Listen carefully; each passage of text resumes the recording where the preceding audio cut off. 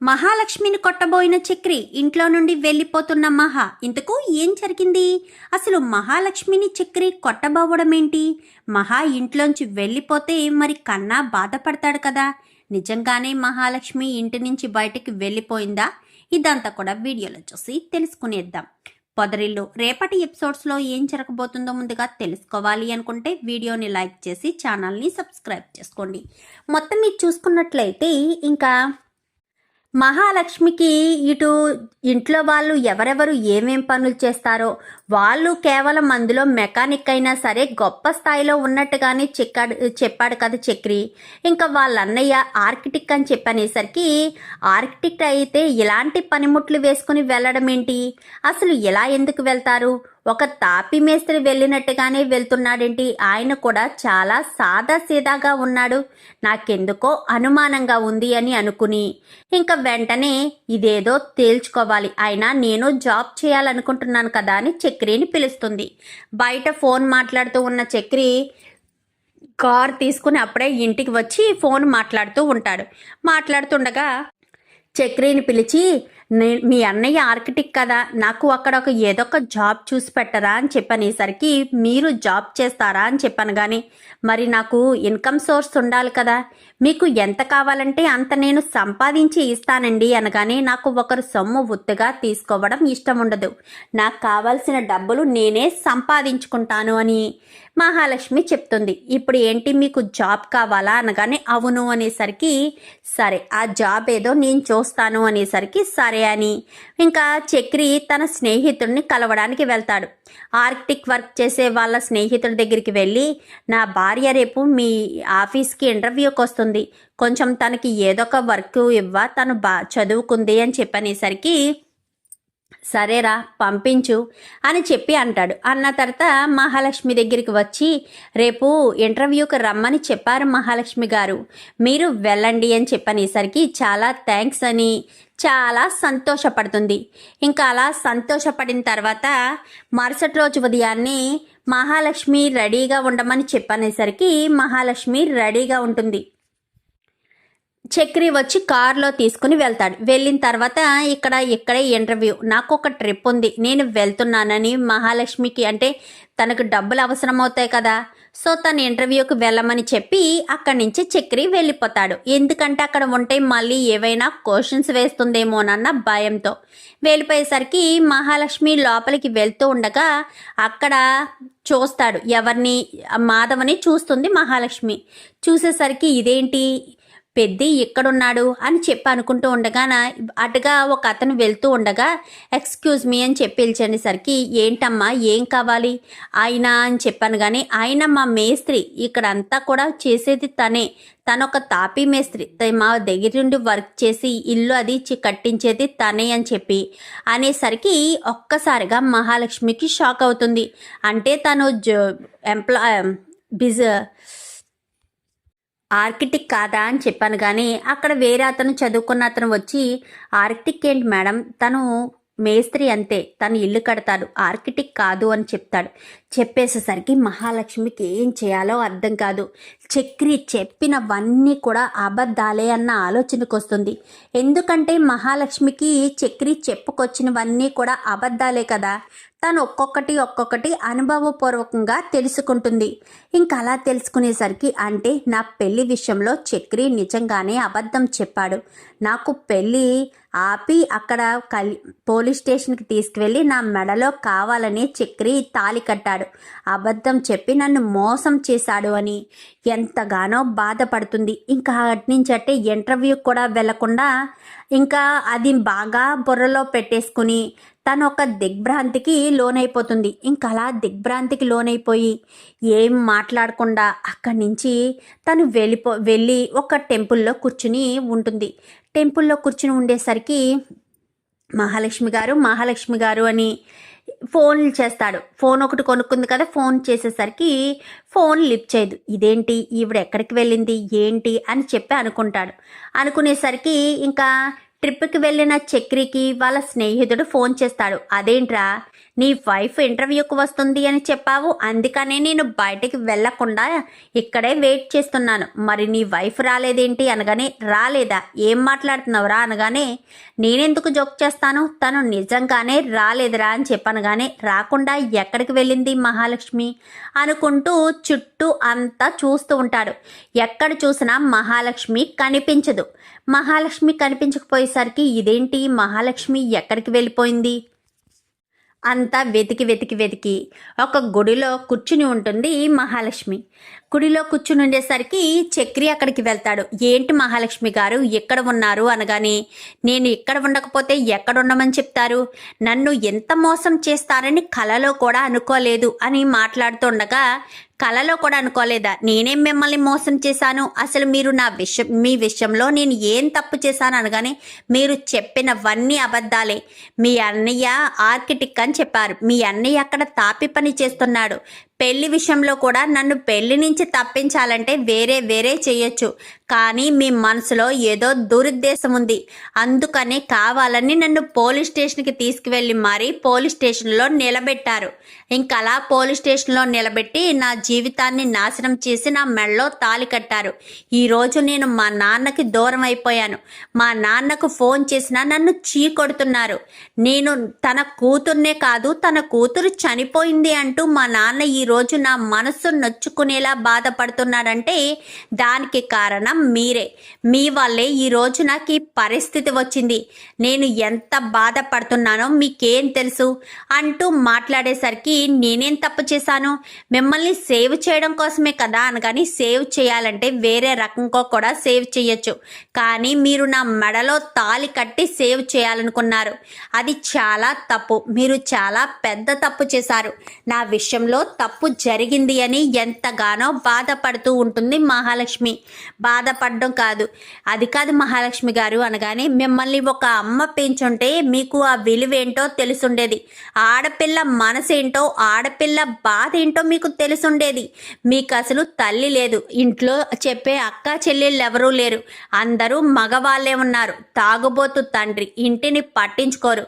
పాపం అన్నగారు ఒక్కడే మీ అందరి బాధ్యతని భుజం మీద వేసుకుని ఉదయం లేచినప్పటి నుంచి సాయంత్రం వరకు తనే కష్టపడి పని చేస్తున్నాడు. మీరు కేవలం బాధ్యతారహితంగా ఉన్నారు. తల్లి ఉండుంటే మీకు ఇలాంటి పరిస్థితి వచ్చేది కాదు. అయినా ఆవిడ బ్రతుకున్నా ఇలా ఒక అమ్మాయిని మోసం చేసి తాళి కట్టి ఇంటికి తీసుకొచ్చినా ఆవిడ క్షమించేది కాదు అంటూ మాట్లాడేసరికి, ఏం కూసవే అంటూ చెయ్యెత్తుతాడు. చెయ్యెత్తేసరికి మహాలక్ష్మి ఒక్కసారిగా షాక్ అయిపోతుంది.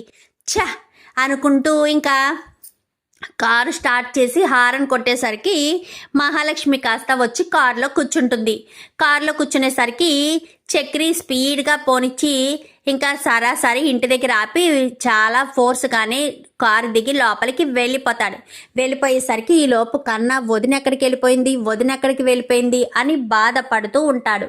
బాధపడుతూ ఉండేసరికి కేశవ వదిన ఎక్కడ అన్నయ్య అని చెప్పాను, కానీ అదిగో వస్తుంది అన్నట్టు విసురుగా చెప్పేసి వెళ్ళిపోతాడు. ఇదేంటి ఇలా మాట్లాడుతున్నాడు వీడు అని అనుకుంటాడు మాధవ. మహాలక్ష్మి వస్తుంది. వదిన వచ్చేసావా, ఎక్కడికి వెళ్ళిపోయావు వదిన, నీకేమన్నా కావాలి అంటే నాకు చెప్పొచ్చు కదా వదిన, మనిద్దరం వెళ్ళే వాళ్ళం కదా, నువ్వు ఒక్కదానివి ఎందుకు వెళ్ళావు వదిన, నువ్వెక్కడికి వెళ్ళిపోయావో ఏంటో అని చాలా భయపడ్డాను అని ఇంకా కన్నా అయితే కన్నీళ్లు పెట్టుకుంటాడు. నేనెక్కడికి వెళ్తాను కన్నా, నేనెక్కడికి వెళ్ళలేదు అని మాట్లాడేసి మహాలక్ష్మి బెడ్రూమ్లోకి వెళ్ళిపోతుంది. ఏదో జరిగింది, ఏం జరిగిందో అర్థం కావట్లేదే. మహాలక్ష్మిని అడిగితే ఏదొకటి చెప్తుందని మహాలక్ష్మి గదిలోకి వెళ్తాడు. వెళ్ళేసరికి, ఏమైందమ్మా మహాలక్ష్మి అని చెప్పాను, కానీ మీ తమ్ముడు చెప్పినవన్నీ అబద్ధాలనండి, మీ తమ్ముడు నన్ను మోసం చేశాడు, కావాలనే నా మెడలో తాళి కట్టడం కోసమే మీ తమ్ముడు ఈ రకంగా నన్ను మసి చేసి మారేడుకాయ పోసినట్టుగా మాయ చేశాడు అని చెప్పి మాట్లాడడంతో, ఏం మాట్లాడుతున్నావమ్మా, నా తమ్ముడు ఎందుకు మోసం చేస్తాడు అనగానే, లేదు మోసం చేశాడు, లేదంటే ఈరోజు నాకు ఈ పరిస్థితి వచ్చేది కాదు, మీరు తాపీ మేస్త్రి అంటే ఆర్కిటెక్ట్ అని చెప్పి అబద్ధం చెప్పాడు. అందుకే ఒక్కటి కాదు రెండు కాదు అన్ని మోసాలే చేశాడు, అన్ని అబద్ధాలే చెప్పాడు అంటూ ఎంతగానో బాధపడుతుంది. నా తమ్ముళ్ళు మంచి వాళ్ళేనమ్మా, వాడు నిన్ను ఇష్టపడే ఇదంతా చేసుండొచ్చు అని చెప్పి మాట్లాడేసి అక్కడి నుంచి వెళ్ళిపోతాడు. వెళ్ళిపోయేసరికి ఇంకా ఎవరు ఏం మాట్లాడరు. మరుసటి రోజు ఉదయాన్నే మహాలక్ష్మికైతే టిఫిన్ తీసుకుని వస్తాడు. కన్న అయితే బయటికి వెళ్ళి టిఫిన్ తీసుకొచ్చేసరికి టిఫిన్ పొట్లం ఓపెన్ చేసి టిఫిన్ చేస్తూ ఉండగా అందులో ఆ పేపర్లో ప్రకటిస్తారు కదా ఇల్లు అద్దెకి ఇవ్వబడను అని చెప్పి, ఇంకా అందులో ఒకటి హౌస్ ఫర్ రెంటెడ్ అని చెప్పి ఒక స్క్రోల్ టైటిల్ పెట్టి కింద అడ్రస్ అది పెట్టడంతో మహాలక్ష్మి వాళ్ళకి ఫోన్ చేస్తుంది. ఫోన్ చేసి రూమ్ అద్దెకి ఉందండి, ఎక్కడండి, ఏ ఏరియా అండి అని అన్ని వివరాలు అడిగి అక్కడికి వెళ్తుంది. అక్కడికి వెళ్ళేసరికి మహాలక్ష్మి నాకు ఇల్లు కావాలి, మీతో ఫోన్లో మాట్లాడింది నేనే అని చెప్పి మహాలక్ష్మి చెప్తుంది.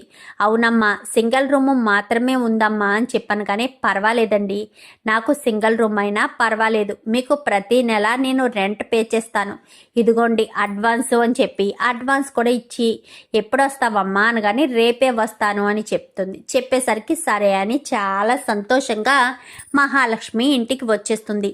ఇంకా అలా ఇంటికి వచ్చేసిన మహాలక్ష్మి అప్పుడే మాధవ ఇంటి దగ్గర వంట చేస్తూ ఉంటాడు. వంట చేస్తూ ఉండగా మహాలక్ష్మి మాధవ్ దగ్గరికి వచ్చి నేను రేపు ఇంట్లోంచి వెళ్ళిపోతున్నానండి అని చెప్పి మాట్లాడడంతో ఏమైందమ్మా, నీకు ఇక్కడ ఏమన్నా ఇబ్బందా, నువ్వు ఇంట్లోంచి వెళ్ళిపోవడం ఏంటి అనగానే లేదండి, నాకు హౌస్ దొరికింది, అందుకే నేను ఇంట్లోంచి వెళ్ళిపోతున్నాను అని చెప్పనేసరికి ఒక్కసారిగా షాక్ అవుతాడు. అంటే ఇల్లు దొరికిందమ్మా అనగానే అవునండి, నాకు ఇల్లు దొరికింది, అందుకోసమనే నేను ఇంటి నుంచి వెళ్తున్నాను, మీరు మరోలా అనుకోవద్దు అని చెప్పడంతో ఇంకా ఏం మాట్లాడాలో అర్థం కాదు చక్రికైనా ఇటు వీడికైనా మాధవకైనా. ఎందుకంటే ఇద్దరు అక్కడే ఉంటారు. అక్కడే ఉండేసరికి ఇల్లు దొరకడం అంటే ఎక్కడా ఏంటి అనగానే పలానా చోట అనేసరికి అంటే నువ్వు మమ్మల్ని వదిలి వెళ్ళిపోతావమ్మా, నీకు మా ఇంటి దగ్గర ఉండడం ఇబ్బందిగా ఉందా అని చెప్పాను. కానీ నాకు ఇబ్బంది కాదండి, నా వల్లే మీకు ఇబ్బంది, మీకే చాలా ప్రాబ్లమ్స్ వస్తాయి నా వల్ల, అందుకే నేను ఇక్కడ ఉండదలుచుకోలేదు, నన్ను క్షమించండి, వేరేలా అనుకోవద్దు, మీ క్షేమం కోసమే నేను ఇక్కడి నుంచి వెళ్ళిపోతున్నాను, మీకు భారం కాదలుచుకోలేదు అని చెప్పాను. కానీ నువ్వు మాకు భారం ఏంటమ్మా, మేము అలా ఏమీ అనుకోవడం లేదు, అలా అనుకోకుండా ఉండడం మీ మంచితనం, కానీ మిమ్మల్ని ఇబ్బంది పెట్టడం నాకు అంత మంచిది కాదు, అందుకే నేను మిమ్మల్ని ఇబ్బంది పెట్టలేను అని చెప్పి మాట్లాడుతుంది. మాట్లాడేసరికి నేను రేపు వెళ్తున్నానని చక్రికి కూడా పక్కనే ఉన్న చక్రికి కూడా చెప్పడంతో సరేనండి అంటాడు. అనేసరికి ఇదేంటి వీడు ఏ ఉద్దేశంతో అంటున్నాడు అని అనుకుని ఇంతకీ ఎక్కడ రూము ఏ ఏరియా అని చెప్పాను, కానీ పలానా ఏరియాలో పలానా రూము అని చెప్పేస్తుంది. మహాలక్ష్మికి ఏం తెలుసు చక్రి మనసులో ఏముందో.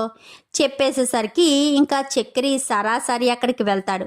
అక్కడికి వెళ్ళేసరికి మీ పైన సింగిల్ రూమ్లోకి ఎవరైనా ఒక లేడీ వచ్చి రెంట్కి కావాలి అని అడిగిందా అని చెప్పాను. కానీ అవును బాబు అడిగింది, తనకి ఇస్తాను అని చెప్పాను కానీ అసలు ఎందుకు ఇస్తారు తనకి అనగానే అదేంటి బాబు, ఇల్లు ఉన్నది అద్దెకి ఇవ్వడానికే కదమ్మా, మరి ఇవ్వాలి కదా, ఆ అమ్మాయి వచ్చి అడ్వాన్స్ కూడా ఇచ్చింది, అద్దెకి ఇస్తాను అని కూడా అమ్మాయికి మాట ఇచ్చాను, చూడండి తను నా భార్య, నేను ఒక పెద్ద రౌడీని, మీరు గనక తనకి రూము రెంట్కి ఇచ్చారనుకో నేను మాత్రం అస్సలు ఊరుకోను, ఆ విషయం తనకు తెలీదు, తను నాతో గొడవ పడే ఇల్లు చూసుకుంది, మీరు గనక నా మాట కాదని తనకు రూమ్ ఇచ్చినా నేనే ఇవ్వద్దు అని చెప్పినా మీ ఇల్లు పీకి పందిరి వేస్తాను అంటూ మాట్లాడేసరికి బాబు అంత శ్రమ నీకొద్దు బాబు, నేను రూము ఇవ్వను, మరి ఏం కారణం చెప్తారు అనగానే నేనేదో ఒక కారణం చెప్తాను కదా బాబు, నీ పేరైతే బయటికి రానివ్వను సరేనా అని చెప్పాను. కానీ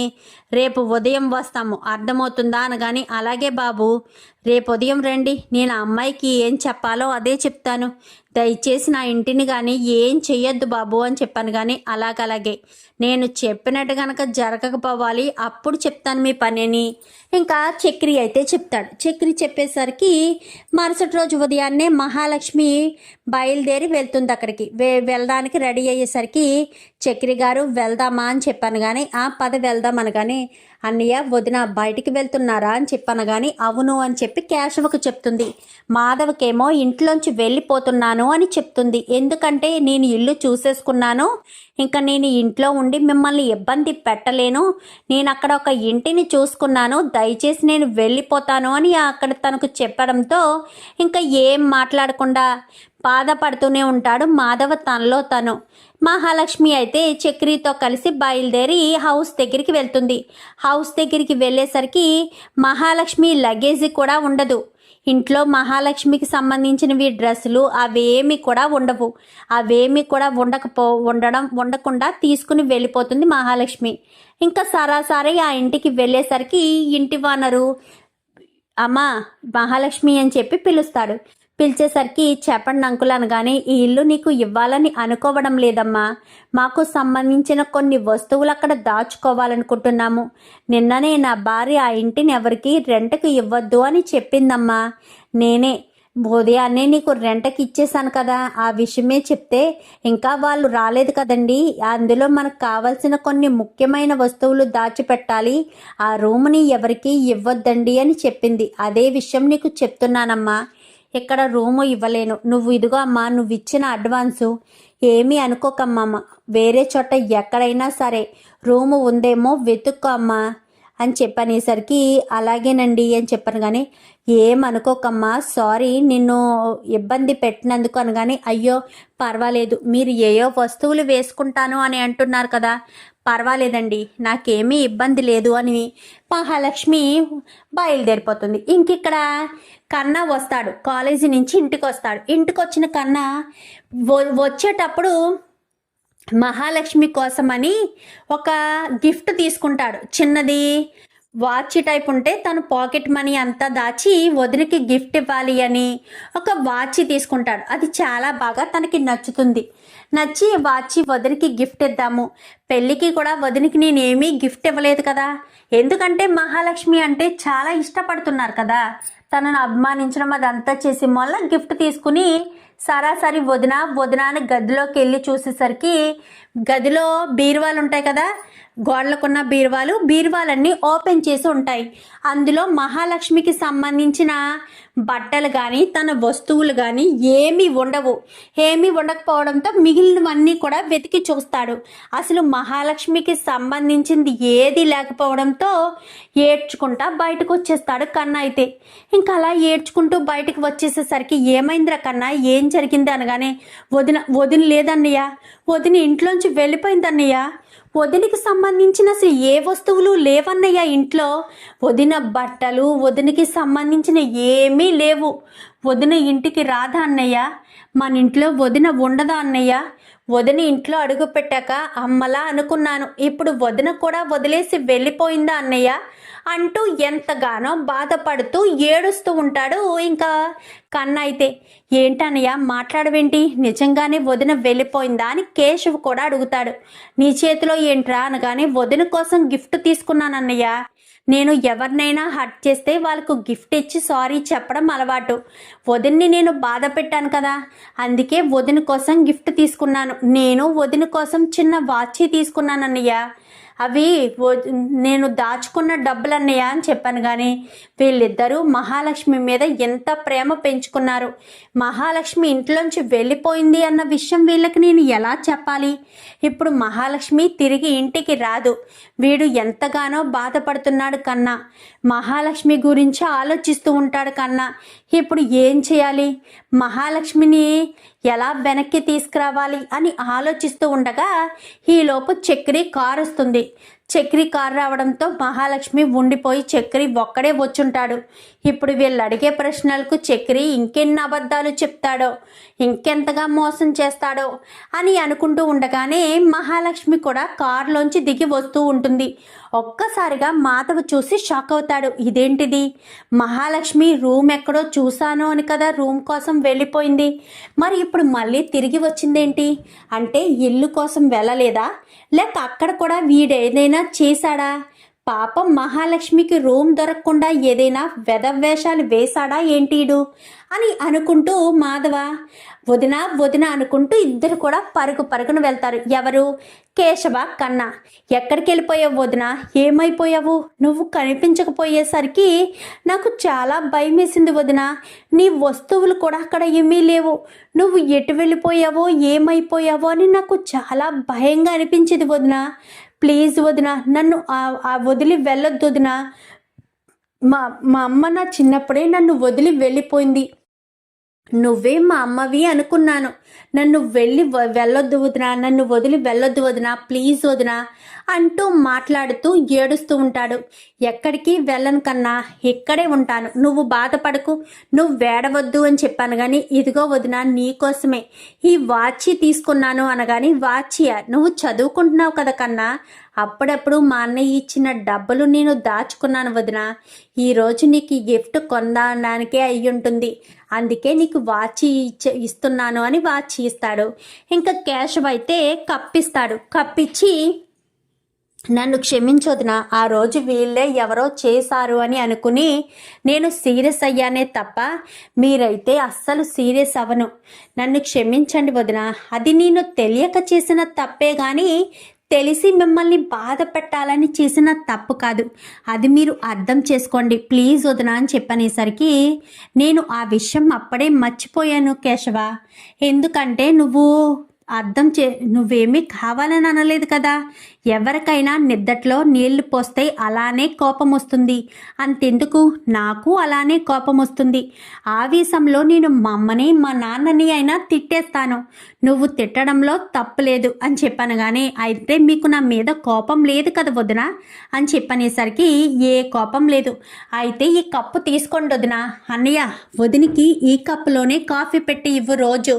అప్పుడు ఈ కప్పు చూసిన ప్రతిసారి కూడా వదిన నేనిచ్చిన గిఫ్ట్ అని గుర్తు పెట్టుకుంటుంది అని చెప్పి మాట్లాడేసరికి, అవును నాకు ఈ కప్పులోనే ఇవ్వండి అని మహాలక్ష్మి చెప్తుంది. ఎక్కడికి వెళ్ళవు కదా వదిన మమ్మల్ని వదిలి. నువ్వు లేకపోతే ఈ ఇల్లు ఇల్లులా ఉండదు వదిన. నువ్వు వచ్చాకే ఈ ఇల్లు ఎంతో సంతోషంగా ఉంది. ఈ ఇంటి నుంచి సంతోషాన్ని, ఆ కాంతిని దూరం చెయ్యొద్దు వదిన, ప్లీజ్ వదిన అని చెప్పి బ్రతిమాలేసరికి, ఎక్కడికి వెళ్ళను, ఇక్కడే ఉంటాను అని మహాలక్ష్మి చెప్తుంది. ఇంకా అలా గదిలోకి వెళ్ళిపోయి మహాలక్ష్మి కన్నా మాట్లాడుకుంటారు.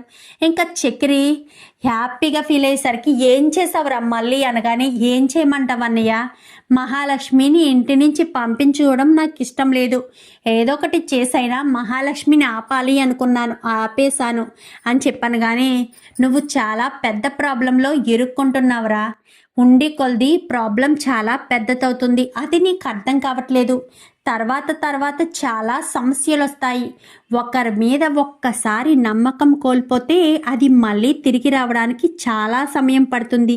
ఇప్పుడు నీ పరిస్థితి కూడా అంతే. మహాలక్ష్మి నీ మీద నమ్మకాన్ని కోల్పోయింది. నువ్వు మహాలక్ష్మిని మోసం చేసావని మహాలక్ష్మి నమ్ముతుంది. ఇప్పుడు మహాలక్ష్మి నీకు దగ్గర అవ్వాలన్నా, నీ ప్రేమను తనకు తెలియచేయాలన్నా నువ్వు చాలా కష్టపడాల్సిన పరిస్థితి వస్తుంది అని చెప్పి మాధవ్ అయితే అంటాడు. అదంతా నేను చూసుకుంటానన్నయ్య. కన్నా, కేశవ అందరూ సంతోషంగా ఉండాలి, అందరిలో మహాలక్ష్మి ఉండాలి. ఏదో ఒకటి చేసి మహాలక్ష్మి మనసు మారకుండా మహాలక్ష్మి ఇంటి బాధ్యతలు స్వీకరించేలా నువ్వే చూసుకోవాలన్నయ్య అని చెప్పనేసరికి, నేను చూస్తానులే అని చెప్పి మాధవ్ అయితే అంటాడు. మహాలక్ష్మి అయితే ఇంక ఇంట్లో వాళ్ళతో చాలా కలివిడిగా కలిసిపోతుంది.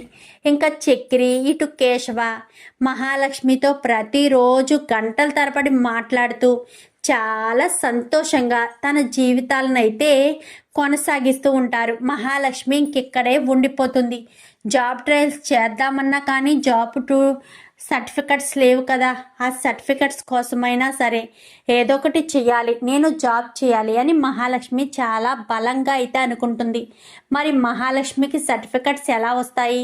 వాళ్ళ ఇంట్లో వాళ్ళు క్షమిస్తారా? అసలు మహాలక్ష్మి చక్రిని భర్తగా అంగీకరిస్తుందా?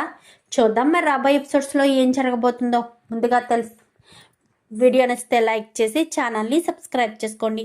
పక్కనే ఉన్న బెల్ సింబల్లో